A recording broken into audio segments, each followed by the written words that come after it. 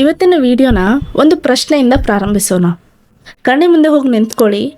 ಕರಣಿ ಮುಂದೆ ಹೋಗಿ ನಿಂತಾಗ ನಿಮ್ಮ ಮನಸ್ಸಲ್ಲಿ ಏನು ಪ್ರಶ್ನೆ ಬರ್ತಾ ಇದೆ? ತುಂಬ ಕೆಳಗೆ ಮಟ್ಟಕ್ಕೆ ಇಳಿದ್ಬಿಟ್ಟಿದ್ದೀನಿ, ನಾನು ಹೇಗಾಗ್ಬಿಟ್ಟಿದ್ದೀನಿ, ಇದು ನಾನಲ್ಲ, ಅಥವಾ ಹೀಗೆ ಯಾಕೆ ಆಗ್ತಾ ಇದೆ, ಏನಾಯಿತು, and what is happening to me, ಏನಾಗ್ತಾ ಇದೆ, ಈ ಥರದ ಪ್ರಶ್ನೆ ಬರ್ತಾ ಇದೆಯಾ? ಈ ಥರದ ಪ್ರಶ್ನೆ ಬರ್ತಾ ಇದೆ. ನಿಮ್ಮ ಕನ್ನಡಿ ಮುಂದೆ ನಿಮ್ಮನ್ನು ನೀವು ನೋಡಿಕೊಂಡಾಗ ನಿಮಗೆ ಸಂತೃಪ್ತಿ ಆಗ್ತಾ ಇಲ್ಲ, ಕೀಳರಿಮೆ ಬರ್ತಾ ಇದೆ ಅಂದರೆ ನೀವು ಇನ್ನು ಮುಂದೆ ಎದ್ದೇಳಲೇಬೇಕು. 2026ಗೆ ನಿಮ್ಮ ಕಮ್ ಬ್ಯಾಕ್ ಆಗಲೇಬೇಕು. ಆ್ಯಂಡ್ ಇದೇ ನಿಮ್ಮ ವೇಕಪ್ ಕಾಲ್ ಆಗಿದೆ. ವೇಕಪ್ ಕಾಲ್ ಅಂದರೆ ಏನು? ಜಾಗೃತಿಯ ಕರೆ. ಹೊರಗಡೆಯಿಂದ ಬರುವಂಥದ್ದಲ್ಲ, ಒಳಗಡೆಯಿಂದ ಬರುವಂಥದ್ದು. ಇನ್ನು ಸಾಕು, ಇನ್ನು ಮಾಡೋಕ್ಕಾಗೋದಿಲ್ಲ ನನ್ನಿಂದ, I think it's too late, ಈಗ ನಾನು ಎದ್ದೇಳಲೇಬೇಕು ಅನ್ನುವಂತಹ ಒಂದು ವೇಕಪ್ ಕಾಲ್. ನಾನು ಹೇಳ್ತಾ ಇರೋದು ಬೆಳಗ್ಗೆ ಎದ್ದ ತಕ್ಷಣ ಅಲಾರಾಮ್ ಆಗುತ್ತೆ ನೋಡಿ, ಆ ವೇಕಪ್ ಕಾಲ್ ಅಲ್ಲ, ಆಂತರಿಕ ಶಕ್ತಿಯಿಂದ ಬರುವಂಥದ್ದು. ನೀವೇನು ನೋಡ್ತೀರಾ, ಸಾಧನಾತ್ಮಕ ವ್ಯಕ್ತಿಗಳನ್ನ ಅಥವಾ ಸಾಧಕೀಯ ವ್ಯಕ್ತಿಗಳನ್ನ ನೀವೇನು ನೋಡ್ತೀರಾ, ಅವರೆಲ್ಲರೂ ಆ ಹಂತಕ್ಕೆ ತಲುಪಿರೋದು ಪ್ರೇರಣೆಗಳಿಂದ ಅಲ್ಲ, ಅಂದರೆ ಇನ್ಸ್ಪಿರೇಷನ್ನಿಂದ ಆಗೋದಿಲ್ಲ. ಅದಾಗೋದು ನೋವಿನಿಂದ. ನಿಮ್ಮ ಜೀವನದಲ್ಲಿ ನೀವು ಬದಲಾಗಬೇಕು ಅಂದರೆ ನೀವೀಗೇನು ಅನುಭವಿಸ್ತಾ ಇದ್ರಲ್ಲ ನೋವು, ಆ ನೋವಿನಿಂದ ಇನ್ಸ್ಪೈರ್ ಆಗಿಬಿಟ್ಟು ಜಾಗೃತಿಯ ಕರೆ ಬಂದು ಎದ್ದು ನಿಲ್ಲುವಂಥದ್ದು. ಎಲ್ಲಿವರೆಗೂ ನಿಮ್ಮ ಜೀವನದಲ್ಲಿ ಈ ಜಾಗೃತಿ ಕರೆ ಬರೋದಿಲ್ವೋ ಅಲ್ಲಿವರೆಗೂ ಯಾವುದೇ ಮೋಟಿವೇಶನ್ ವಿಡಿಯೋ ಅಥವಾ ಸ್ಟೇಟಸ್ಸು ಯಾವುದು ವರ್ಕ್ ಆಗೋದಿಲ್ಲ. ಸೊ ಜಾಗೃತಿ ಕರೆನ ನಿಮ್ಮ ಮನಸ್ಸಲ್ಲಿ ನೀವು ಯಾವಾಗ ತೊಗೊಂಡು ಬರ್ತೀರಾ? ಈ ವೇಕಪ್ ಕಾಲ್ ಅಂದರೆ ಏನು? ಯಾವ ಥರ ಇದು ಜಾಗೃತಿಯ ಕರೆ ಬರುತ್ತೆ ಅಂತ ನಿಮ್ಮ ಮನಸ್ಸಲ್ಲಿ ಒಂದು ಭಾವನೆ ಮೂಡಬಹುದು. ನಿಮ್ಮ ಆರೋಗ್ಯ ಸಮಸ್ಯೆಯಲ್ಲಿ ತುಂಬ ವ್ಯತ್ಯಾಸಗಳಾಗಿದ್ದಾವೆ, and you know why it is happening. And ನೀವು ಡಾಕ್ಟರ್ನ ಕನ್ಸಲ್ಟ್ ಮಾಡ್ತಾ ಇದ್ರಾ, ಏನೋ ಒಂದು ಮಿರಾಕಲ್ ಸಜೆಷನ್ ಸಿಗುತ್ತೆ ಅಂತ ಹೇಳಿ, ಬಟ್ ಡಾಕ್ಟರ್ ಹೇಳ್ತಾರೆ ನಿಮಗೆ it's too late, I think we should go for surgery, ಅಂದರೆ ನಾವು ಸರ್ಜರಿಗೆ ಹೋಗಬೇಕು ಅಂತ ಹೇಳ್ತಾರೆ. ಆ್ಯಂಡ್ ಎಟ್ ದಟ್ ಟೈಮ್ ನಿಮ್ಗೆ ಅನ್ಸುತ್ತೆ I think it's too late, ನಿಜವಾಗ್ಲೂ ಲೇಟ್ ಆಯಿತು, ಈಗಲಾದರೂ ನಾನು ಎದ್ದೇಳಬೇಕು ಅಂತ ಹೇಳಿ. That is called wake up call. Okay, ಇನ್ನೊಂದು ಉದಾಹರಣೆ ಮೂಲಕ ಹೇಳ್ತೇನೆ. ನೀವೊಂದು ಮದುವೆಗೆ ಹೋಗಿದ್ದೀರಾ, ನಿಮ್ಮ ಫ್ರೆಂಡ್ಸ್ ಮದುವೆಗೆ. ನಿಮ್ಮ ಸುತ್ತಮುತ್ತ ಇರುವಂತಹ ಫ್ರೆಂಡ್ಸ್ಗಳ ಯಶಸ್ಸು ನಿಮಗೆ ನಿಮ್ಮನ್ನು ನೀವು ಕೀಳರಿಮೆ ಥರ ನೋಡ್ಕೊಳ್ಳೋ ಥರ ಫೀಲ್ ಮಾಡಿಸ್ತಾ ಇದೆ ಒಳಗಡೆಯಿಂದ. ನಿಮ್ಮ ಹತ್ರ ಇರುವಷ್ಟು ಸಮಯ ಅವ್ರ ಹತ್ರನೂ ಇತ್ತು, ಅವಕಾಶಗಳು ಎಲ್ಲವೂ ಸೇಮ್ ಇತ್ತು, ಆದರೂ ಕೂಡ ಅವ್ರು ಮುಂದೆ ಹೋದರೂ ನೀವು ಹಿಂದೆ ಉಳಿದ್ರಿ. ಕೇವಲ ನಿಮ್ಮ ಒಂದು ಬಿಹೇವಿಯರಿಂದ ಅಥವಾ ಲೈಫ್ ಸ್ಟೈಲಲ್ಲಿ ನೀವು ತೆಗೆದುಕೊಳ್ತಾ ಇರುವಂತಹ ನಿರ್ಧಾರಗಳಿಂದ. ಆವಾಗ ನಿಮ್ಗೆ ಅನಿಸುತ್ತೆ I think it's too late, ನಾನು ತುಂಬ ಹಿಂದೆ ಉಳಿದ್ಬಿಟ್ಟಿದ್ದೀನಿ, ಈಗಲಾದರೂ ನಾನು ಮುಂದೆ ಹೋಗಬೇಕು. That is called wake up call. And wake up call ಅನ್ನೋದು ಇದೇನೋ ಒಂದು ಸ್ಲೋಗನ್ ಅಲ್ಲ, ಇದು ಒಳಗಡೆಯಿಂದ ಬರಬೇಕಾದದ್ದು. ಅದು ಯಾವಾಗ ಬರುತ್ತೆ? ನಿಮಗೆ ತುಂಬ ನೋವಾದಾಗ, ಮನಸ್ಸಿಗೆ ತುಂಬ ನೋವಾದಾಗ. ಆ್ಯಂಡ್ ಎರಡನೇ ಪಾಯಿಂಟ್, ಮುಖ್ಯವಾದದ್ದು ಪಾಯಿಂಟು, ವೇಕಪ್ ಕಾಲ್ ಬಂದರೆ ನೀವು ಜೀವನದಲ್ಲಿ ಉದ್ಧಾರ ಆಗಿಬಿಡ್ತೀರಾ? ಇಲ್ಲ, ಕನ್ವಿಕ್ಷನ್ ಬೇಕು, ಅಂದರೆ ದೃಢ ನಿರ್ಧಾರ ಬೇಕು. ವೇಕಪ್ ಕಾಲ್ ಆದಮೇಲೆ ಏನು ಬೇಕು? ದೃಢ ನಿರ್ಧಾರ. ಒಂದು ಸ್ಟೋರಿನ ನೋಡಿಬಿಟ್ಟು ತುಂಬ ಇನ್ಸ್ಪೈರ್ ಆಗಿಬಿಟ್ಟು ಮೋಟಿವೇಶನ್ ಎಲ್ಲ ಹಾಕೊಂಡ್ಬಿಟ್ಟು you do something, you plan for something new, but ಅಲ್ಲಿ ದೃಢ ನಿಶ್ಚಯ ಇಲ್ಲದೆ ಇರೋದು ನಿಮ್ಮನ್ನು ಮತ್ತೆ ಕೆಳಕ್ಕೆ ಬೀಳಿಸುತ್ತೆ. ದೃಢ ನಿಶ್ಚಯ ಅಂದರೆ ಏನು? ಕನ್ವಿಕ್ಷನ್. ಸೊ ಇಲ್ಲಿ ಏನೋ ಒಂದು ನೋಡಿಬಿಟ್ಟು ಪ್ರೇರೇಪಣೆಗೊಂಡು ಮಾಡುವಂಥದ್ದಲ್ಲ. ಯಾವ ಥರ ಇರಬೇಕು ಸಿಚುವೇಶನ್ ಅಂದರೆ, ಜೀವನ ನಿಮ್ಮನ್ನು ಉತ್ತರ ದಿಕ್ಕಿಗೆ ತೊಗೊಂಡು ಹೋಗ್ತಾ ಇದೆ, ಆದರೆ ನಿಮ್ಮ ಕನ್ವಿಕ್ಷನ್ನು ದಕ್ಷಿಣ ದಿಕ್ಕಿಗೆ ಇರಬೇಕು. ಅಂದರೆ ನಿಮ್ಮ ಸುತ್ತ ಇರುವಂತಹ ಎಲ್ಲ ವಿಚಾರಗಳು, ವ್ಯವಹಾರಗಳು ಅಥವಾ ಆಗು ಹೋಗುಗಳು ನಿಮ್ಮ ಅಪೋಸಿಟ್ ಆಗಿದ್ದರೂ ಕೂಡ, ನೀವು ಮುಂದೆ ಹೋಗಲೇಬಾರ್ದು ಅನ್ನುವಂತಹ ಎಲ್ಲ ಸಿಚುವೇಶನ್ಗಳು ತಯಾರಾದರೂ ಕೂಡ ನೀವು ಅದನ್ನು ಮೀರಿ ಹೋಗುವಂಥದ್ದು ದೃಢ ನಿಶ್ಚಯ. ಇದು ಬರಬೇಕು. ಬರೀ ಜಾಗೃತಿ ಕರೆ ಬಂದರೆ ಸಾಕಾಗೋದಿಲ್ಲ. ಇಲ್ಲಿ ಬರಬೇಕಾದದ್ದೇನು? Yes, I will do this. ನನ್ನ ಸುತ್ತಮುತ್ತ ಏನೇ ಬರಲಿ ನಾನು ಅದನ್ನು ಅಪೋಸ್ ಮಾಡಿಬಿಟ್ಟು ನಿಂತಿರ್ತೀನಿ. 1000 ಜನ ಬಂದುಬಿಟ್ಟು ಹೇಳ್ತಾರೆ ಬೇಡ ಬೇಡ ಬೇಡ ಅಂತ, ಬಟ್ ನಾನು ಮಾಡೇ ಮಾಡ್ತೀನಿ. ಈ ಥರದ ಒಂದು ಕನ್ವಿಕ್ಷನ್ ಬರಬೇಕು. ಅದು ಬಂದ್ರೇ ಏನಾಗುತ್ತೆ? ಮುಂದೆ ನಡೆಯುತ್ತೆ. ಇದು ಆಂತರಿಕ ಶಕ್ತಿನ ಪ್ರೇರೇಪಿಸುತ್ತೆ. ಆಂತರಿಕವಾಗಿ ಒಂದು ಶಕ್ತಿ ಬಂದರೆ ಸಾಕಾಗುತ್ತಾ? ಇಲ್ಲ. ಮೂರನೇದು ಬೇಕಾಗಿರೋದು ಮೊಮೆಂಟಮ್, ನರ್ಚರ್, ಅಂದರೆ ಆ ಶಕ್ತಿಯನ್ನು ಪೋಷಿಸೋದು. ಈಗ ನೀವು ಪ್ರೇರೇಪಣೆಗೊಂಡ್ರಿ, ದೃಢ ನಿಶ್ಚಯ ತಗೊಂಡ್ರಿ, ಆದರೆ ಆ ಶಕ್ತಿನ ಪೋಷಣೆ ಮಾಡಬೇಕಲ್ವಾ? ಒಂದು ದಿನಕ್ಕೆ ಆ ಶಕ್ತಿ ಮೇಲೆ ಹೋಗಿ ಕೆಳಗಡೆ ಬಿದ್ದರೆ ನಡೆಯುತ್ತಾ? ಇಲ್ಲ ಅಲ್ವಾ? ಸೊ ಆ ಶಕ್ತಿ ನಿಮ್ಮ ಗುರಿ ತಲುಪೋವರೆಗೂ ಅದು ತಗೊಂಡು ಹೋಗಬೇಕು. ಸೊ ಆ ಶಕ್ತಿನ ಪೋಷಿಸಬೇಕು. ಯಾವ ಥರ ಪೋಷಿಸ್ತೀರಾ? ಶಕ್ತಿಯನ್ನು ಪೋಷಿಸೋದು ಅಷ್ಟು ಸುಲಭ ಅಲ್ಲ ರೀ. ಇದಕ್ಕೆ ತುಂಬ ಗಟ್ಸ್ ಬೇಕಾಗುತ್ತೆ, ಶಕ್ತಿ ಬೇಕಾಗ್ತದೆ. ಆಂತರಿಕ ಶಕ್ತಿ ಎಷ್ಟು ಸ್ಟ್ರಾಂಗ್ ಆಗಿ ಬರುತ್ತೋ, ಅಂದರೆ ಕನ್ವಿಕ್ಷನ್ ಎಷ್ಟು ಸ್ಟ್ರಾಂಗ್ ಆಗಿ ಬರುತ್ತೋ ಅಷ್ಟು ಸ್ಟ್ರಾಂಗ್ ಆಗಿ ನಿಮ್ಮ ಒಂದು ಶಕ್ತಿಯನ್ನು ನೀವು ಪೋಷಿಸ್ತೀರ. Conviction and momentum is nothing but ನಿಮ್ಮ ಈ ಕರೆಂಟ್ ಸಿಚುವೇಶನ್, ಈಗ ನೀವಿರುವಂತಹ ಪ್ರಸ್ತುತ ಸ್ಥಿತಿ ಮತ್ತು ಮುಂದೆ ನಿಮ್ಮನ್ನು ನೀವು ನೋಡ್ಕೊಳ್ಬೇಕು ಅಂತ ಅಂದ್ಕೊಂಡಿರುವಂತಹ ಫ್ಯೂಚರ್ ಪ್ಲ್ಯಾನಿಂಗ್, ನೀವು ಹೇಗೆ ನೋಡ್ಕೋಬೇಕು ಅಂತ ಅಂದ್ಕೊಂಡಿದ್ರೆ ಈ ಎರಡರ ಮಧ್ಯ ಬರೋದೇ ಶಕ್ತಿಯನ್ನು ಪೋಷಿಸೋದು. ಅಲ್ಲಿವರೆಗೂ ನಿಮ್ಮನ್ನ ನೀವು ಹೇಗೆ ಮೋಟಿವೇಟೆಡ್ ಆಗಿರ್ತೀರಾ ಅಂತ ಹೇಳಿ. ಮೋಟಿವೇಟೆಡ್ ಇನ್ ಸೆನ್ಸ್ ಬರೀ ಮ್ಯೂಸಿಕನ್ನು ಕೇಳೋದು ಅಥವಾ ವಿಡಿಯೋಸ್ಗಳನ್ನ ನೋಡೋದು ಅಲ್ಲ, ಇನ್ ರಿಯಾಲಿಟಿ ಪ್ರಾಕ್ಟೀಸಲ್ಲಿ ತೊಗೊಂಡು ಬರಬೇಕು.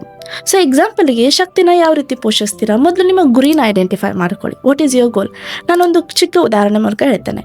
ನಾನು ಸ್ಟೂಡೆಂಟ್ ಇದ್ದೇನೆ, I am planning and preparing for myself. ನಾನು ನೀಟ್ ಎಕ್ಸಾಮ್ ಕ್ಲಿಯರ್ ಮಾಡಬೇಕು ಅಂತ ಹೇಳಿ. ಈಗ ನೀಟ್ ಎಕ್ಸಾಮ್ ಇರೋದು ಮುಂದಿನ ವರ್ಷ 2027 ನಾನು 2026 ಸೊ 27 ಬಂದಮೇಲೆ ಓದಿದ್ರೆ ಆಗುತ್ತಾ? ಇಲ್ಲ. 27 ನಾನು ಎಕ್ಸಾಮ್ ಕ್ಲಿಯರ್ ಮಾಡಬೇಕಂದ್ರೆ ಎಷ್ಟು ಸ್ಕೋರಿಂಗಲ್ಲಿ ನಾನು ಕ್ಲಿಯರ್ ಮಾಡ್ಕೋಬೇಕು, ಇದು ಫಸ್ಟು ತಯಾರಾಗಬೇಕು. ಎರಡನೇದು ಒಂದು ವರ್ಷದ ಪ್ಲ್ಯಾನಿಂಗ್ ಇರಬೇಕು. ಮೂರನೇದು ತಿಂಗಳ ಪ್ಲ್ಯಾನಿಂಗ್ ಬರಬೇಕು. ನಾಲ್ಕನೇದು ವಾರದ ಪ್ಲ್ಯಾನಿಂಗ್ ಬರಬೇಕು. ಐದನೇದು ಇವತ್ತಿನ ದಿನ ನೀನು ಮುಂದಿನ ಗುರಿಗೆ ಎಷ್ಟು ಸಮಯ ಕೊಡ್ತಾ ಇದೆಯಾ? ಗೊತ್ತಾಗ್ತಾ ಇದೆ ಅಲ್ವಾ ನಾನು ಹೇಳ್ತಾ ಇರೋದು? ಇನ್ನೊಂದು ಉದಾಹರಣೆ ಮೂಲಕ ಹೇಳ್ತೇನೆ. ನನ್ನ ತೂಕ 80 kg ಇದೆ. ಮುಂದಿನ ವರ್ಷಕ್ಕೆ ನಾನೊಂದು 20 kg ಕಡಿಮೆ ಮಾಡ್ಕೋಬೇಕು ಅಂತ ಅಂದ್ಕೊಂಡಿದ್ದೇನೆ. ಸೊ 2026 ದೃಢ ನಿಶ್ಚಯ ಮಾಡ್ತಾನೆ, ನಾನು 80 kg 60 kg ಬರಬೇಕು ಅಂತ ಹೇಳಿ. ಸೊ ಬಂದ್ಬಿಡ್ತೀನ ಹಾಗೆ? ಇಲ್ಲ. ಅದಕ್ಕೆ ಏನು ಮಾಡಬೇಕು? 2026 80 kg ಇದೆ ಅಂದರೆ 2027 60 kg ಬರಬೇಕು ಅಂದರೆ ಪ್ರತಿ ತಿಂಗಳು ನಾನು ಎಷ್ಟು ತೂಕವನ್ನು ಕಡಿಮೆ ಮಾಡ್ಕೋಬೇಕು? ಒಂದು ವರ್ಷಕ್ಕೆ ಎಷ್ಟು ಡಿವೈಡ್ ಮಾಡ್ತೀರಾ? ಸರಿ, ಒಂದು ತಿಂಗಳಿಗೆ 3-4 kg ಆದರೆ, ತೂಕ ಕಡಿಮೆ ಆದರೆ ನಾನು ವರ್ಷಕ್ಕೆ 20 kg ಕಡಿಮೆ ಮಾಡ್ಕೊಳ್ಬಲ್ಲೆ ಅನ್ನುವಂತಹ ಒಂದು ಕಾನ್ಫಿಡೆಂಟ್ ಬರ್ತಾ ಇದೆ. ಈಗ ತಿಂಗಳಿಗೆ 3-4 kg ಕಡಿಮೆ ಆಗಬೇಕು ಅಂದರೆ ಒಂದು ವಾರಕ್ಕೆ ಎಷ್ಟು ಕಡಿಮೆ ಆಗಬೇಕು? ಸರಿ, ಸುಮಾರು 1 kgನಾದರೂ ಕಡಿಮೆ ಆಗಬೇಕು. ಒಂದು ವಾರಕ್ಕೆ 1 kg ಕಡಿಮೆ ಆಗಬೇಕು ಅಥವಾ 800 ಗ್ರಾಮ್ ಕಡಿಮೆ ಆಗಬೇಕು ಅನ್ನೋಂಥ ಲೆಕ್ಕ ಬರ್ತಾ ಇದೆ ಅಂದರೆ ಪ್ರತಿದಿನ ನಿಮ್ಮ ಎಫರ್ಟ್ಸು ಆ ಗುರಿನ ತಲುಪೋದಕ್ಕೆ ಎಷ್ಟಿರಬೇಕು? ದ ರಿಯಾಲಿಟಿ ಪ್ರಾಸೆಸ್ ಎಷ್ಟಿದೆ? ನೀವು ಪ್ರತಿನಿತ್ಯ ನಿಮ್ಮ ಗುರಿಗೆ, ನಿಮ್ಮ ದೃಢ ನಿಶ್ಚಯಕ್ಕೆ ಎಷ್ಟು ಸಮಯವನ್ನು ನಿಗದಿಪಡಿಸ್ತಾ ಇದ್ದೀರಾ, ಎಷ್ಟು ಎಫರ್ಟ್ಸ್ ಹಾಕ್ತಾ ಇದ್ದೀರಾ ಅನ್ನೋದು. ಇವಾಗಲಾದರೂ ಅರ್ಥ ಆಯ್ತಾ ಶಕ್ತಿನ ಹೇಗೆ ಪೋಷಿಸಬೇಕು ಅಂತ ಹೇಳಿ? ಸಿಂಪಲ್ ಆಗಿ ಕೆಲವೊಂದು ಸಲಹೆಗಳನ್ನ ಕೊಡ್ತೇನೆ. ಮೊದಲು ಗುರಿ ಪ್ಲ್ಯಾನಿಂಗನ್ನು ಮಾಡ್ಕೊಳ್ಳಿ, ಆಮೇಲೆ ವರ್ಷದ ಡಿವೈಡೇಷನ್ ಮಾಡ್ಕೊಳ್ಳಿ, ಆಮೇಲೆ ತಿಂಗಳ ಡಿವೈಡೇಷನ್ ಮಾಡ್ಕೊಳ್ಳಿ, ಆಮೇಲೆ ವಾರದ ಡಿವೈಡೇಷನ್ ಮಾಡ್ಕೊಳ್ಳಿ, ಆಮೇಲೆ ಪ್ರತಿನಿತ್ಯ ನೀವು ಮಾಡಲೇಬೇಕಾಗಿರುವಂಥದ್ದು, ಸಮಯ ಕೊಡಲೇಬೇಕಾಗಿರುವಂಥದ್ದು ಎಷ್ಟಿದೆ ಅದನ್ನು ತಿಳ್ಕೊಳ್ಳಿ. ಅದನ್ನು ಪ್ರತಿನಿತ್ಯ ಪೋಷಿಸಿ. ಫಾರ್ ಎಕ್ಸಾಂಪಲ್, ಪ್ರತಿನಿತ್ಯ ಜರ್ನಲಿಂಗ್ ಮಾಡುವಂಥದ್ದು, ನಾಳೆ ಕೆಲಸ ಮಾಡಬೇಕಾದದ್ದನ್ನು ಇವತ್ತು ನೈಟ್ ಬರೆಯುವಂಥದ್ದು. ವೆಯ್ಟ್ ಲಾಸ್ ಆಗಬೇಕು ಅಂದರೆ ಪ್ರತಿನಿತ್ಯ ನೀವು ಅರ್ಧ ಗಂಟೆ ವ್ಯಾಯಾಮವನ್ನು ಮಾಡಬೇಕು. ಅರ್ಧ ಗಂಟೆ ವ್ಯಾಯಾಮವನ್ನು ಮಾಡಿದಾಗ ಪೂರ್ತಿ ದಿನ ಕ್ಯಾಲರಿ ಡೆಫಿಸಿಟಲ್ಲಿದ್ದಾಗ ಒಂದು ತಿಂಗಳಿಗೆ 3 kg ಕಡಿಮೆ ಆಗುತ್ತೆ.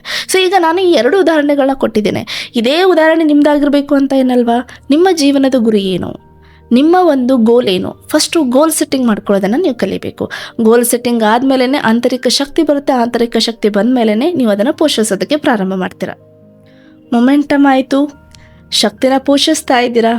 ಇನ್ನೊಂದು ವಿಚಾರ ಅದಕ್ಕೆ ಆ್ಯಡ್ ಆನ್ ಮಾಡಬೇಕು. ದ್ಯಾಟ್ ಈಸ್ ಕಾಲ್ಡ್ ಅಬ್ಸೆಷನ್, ಅಂದರೆ ವೇಗ.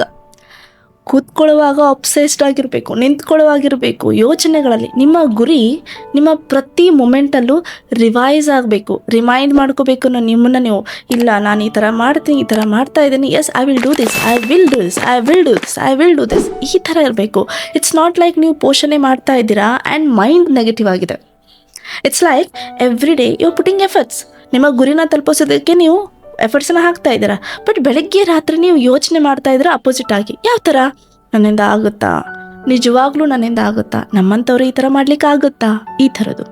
I think this is one thing you need to stop.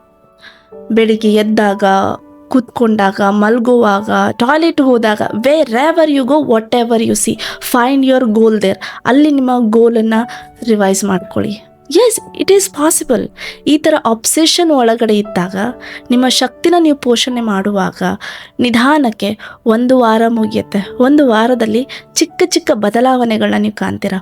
1 ತಿಂಗಳಲ್ಲಿ ಒಂದು ಸ್ವಲ್ಪ ಬದಲಾವಣೆ ಆಗಿರೋದನ್ನು ಕಾಣಿಸುತ್ತೆ. ನಿಮ್ಮ ಗುರಿಗೆ ಒಂದು ಸ್ವಲ್ಪ ನೀವು ಹತ್ತಿರ ಆಗ್ತೀರಾ. ಆವಾಗ ರಿಯಾಲಿಟಿ ಚೆಕ್ ಆಗುತ್ತೆ. ಓ, ದಿಸ್ ಇಸ್ ಪಾಸಿಬಲ್, ನನ್ನಿಂದ ಸಾಧ್ಯ ಇದೆ. ನಾನೇ ಅಂದ್ಕೊಂಡಿದ್ದೆ ನನ್ನಿಂದ ಆಗ್ತಾ ಇಲ್ಲ ಅಂತ ಹೇಳಿ. ನಾನೇ ಅಂದ್ಕೊಂಡಿದ್ದೆ I think it is not possible from me ಅಂತ ಹೇಳಿ. ಬಟ್ ನಿಜ ಏನಂದರೆ I can do this. And it is very easy for me ಅನ್ನುವಂತಹ ಒಂದು ಭಾಸ ಒಳಗಡೆಯಿಂದ ಬರ್ತದೆ. ಆಂತರಿಕ ಶಕ್ತಿ ಒಳಗಡೆಯಿಂದ ಹೊರಗಡೆ ಬರ್ತದೆ. So this is what you all need to understand. ನಿಮ್ಮ ಜೀವನದಲ್ಲಿ ನೀವು ನಿಜವಾಗ್ಲೂ 2026ಕ್ಕೆ ಕಮ್ ಬ್ಯಾಕ್ ಮಾಡಬೇಕು ಅಂತ ಅಂದ್ಕೊಂಡಿದ್ದೀರಾ ಅಂತ ಅಂದರೆ ಮೇಕ್ ಶೋರ್ ವೇಕಪ್ ಕಾಲ್ ಯಾವಾಗ ಬರುತ್ತೆ ನೋಡಿ. ಬರ್ತಾ ಇಲ್ಲ ಅಂದರೆ ಬರೆಸ್ಕೊಳ್ಳಿ. ಇಟ್ ಈಸ್ ನಾಟ್ ಲೈಕ್ ಅದು ಏನಾದರೂ ನೋವಾದಾಗಲೇ ಬರಬೇಕು ಅಂತ ಹೇಳಿ. ಈ ವಿಡಿಯೋ ನಿಮ್ಮ ಮುಂದೆ ಬರ್ತಾ ಇದೆ ಇವತ್ತಿನ ದಿನ ಅಂದರೆ ಇಟ್ ಮೀನ್ಸ್ ನೀವು 2026ಕ್ಕೆ ನಿಮ್ಮನ್ನು ನೀವು ಎದ್ದು ನಿಲ್ಲಿಸಬೇಕು. Right? So wake up call, conviction, momentum, obsession and end of the day appreciation. So ಗೊತ್ತಾಯ್ತಲ್ಲ, 2026ಕ್ಕೆ ನಿಮ್ಮ ಕಮ್ ಬ್ಯಾಕ್ ಏನು, ನಿಮ್ಮ ಗುರಿನ ಸೆಟ್ ಮಾಡ್ಕೊಳ್ಳಿ. ಯಾವತ್ತೂ ಕೂಡ ಕಮ್ ಬ್ಯಾಕ್ ಆಗೋದು ಯೂಟ್ಯೂಬ್ ವಿಡಿಯೋಸ್ಗಳಿಂದ ಅಥವಾ ರೀಲ್ಸ್ಗಳಿಂದ, ಮೋಟಿವೇಶನಿಂದ ಅಲ್ಲ. ಯಾವತ್ತೂ ಒಂದು ಪ್ರೇರೇಪಣೆಯಿಂದ ಕೂಡ ಇದಾಗೋದಿಲ್ಲ. ಇದಾಗೋದು ಎಲ್ಲಿಂದ ಗೊತ್ತಾ? ಒಳಗಡೆಯಿಂದ ಶಕ್ತಿ ಬರಬೇಕು, ಬಂದು ಮೊಮೆಂಟಮನ್ನು ಕ್ರಿಯೇಟ್ ಮಾಡಬೇಕು. ಸೊ ಇವತ್ತಿನ ವಿಡಿಯೋ ನಿಮಗೆ ಇಷ್ಟ ಆಗಿದೆ. ಎಸ್, ನೀವು 2026ಗೆ ಕಮ್ ಬ್ಯಾಕ್ ಮಾಡ್ತೀರಾ ಅಂದರೆ ಕಮೆಂಟ್ ಸೆಕ್ಷನಲ್ಲಿ ಹಾಕಿ 2026 ಅಂತ ಹೇಳಿ. ಸೊ ಅದ್ರ ಮೇಲೆ ನಂಗೆ ಗೊತ್ತಾಗುತ್ತೆ ಎಷ್ಟು ಜನ ನಿಜವಾಗ್ಲೂ ಕಮ್ ಬ್ಯಾಕ್ ಮಾಡೋದಕ್ಕೆ ತಯಾರಿದ್ದಾರೆ ಅಂತ ಹೇಳಿ. Thank you so much for watching this video. Love you all.